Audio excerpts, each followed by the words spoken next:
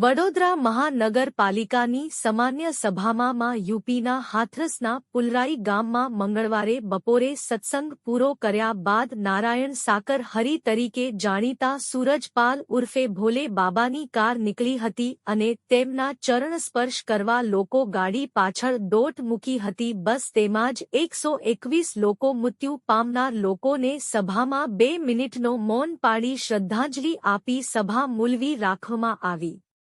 ઉત્તર પ્રદેશના હાથરસ જિલ્લામાં મંગળવારે એક મોટી ઘટના બની હતી. ભોલે બાબાના સત્સંગમાં અચાનક નાસભાગ મચી ગઈ, જેના કારણે ત્યાં પહોંચેલા સેંકડો લોકો ઘાયલ થયા હતા. પ્રાપ્ત માહિતીના આધારે અત્યાર સુધીમાં 25 મૃતદેહો એટા જિલ્લામાં પોસ્ટ મોર્ટમ હોમમાં પહોંચ્યા છે.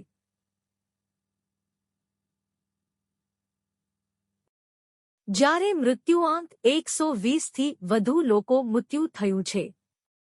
ઉત્તર પ્રદેશના હાથરસમાં ઘણા લોકોના દુઃખદ મોત થયા છે.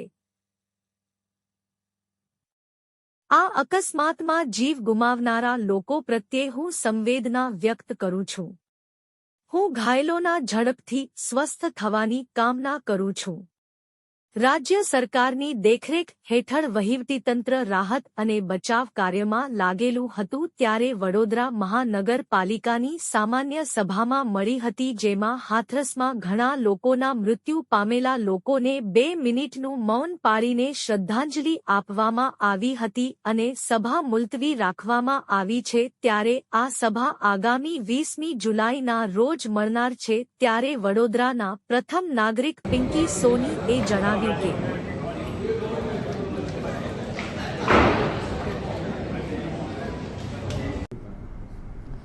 ઉત્તર પ્રદેશના હાથરસમાં રતિભાનપુર ગામમાં મંગળવાર 2 જુલાઈના રોજ ભોલે બાબાના સત્સંગ દરમિયાન થયેલી ધક્કામુક્કીમાં લગભગ 120 કરતાં વધારે લોકો અવસાન થયા છે.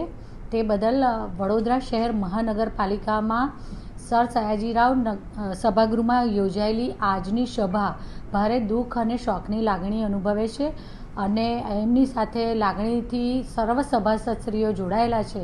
ત્યારે આ મૃતકોના માનમાં 2 મિનિટ મૌન પાળી અને ઈશ્વર તેમના આત્માને શાંતિ આપે તથા તેમના પરિવારને આ દુઃખ સહન કરવાની શક્તિ આપે એવી ભાવના સાથે આજ રોજ મળેલી સામાન્ય સભા તારીખ 20મી જુલાઈના રોજ મળવા પર મુલતવી રાખવામાં આવી છે.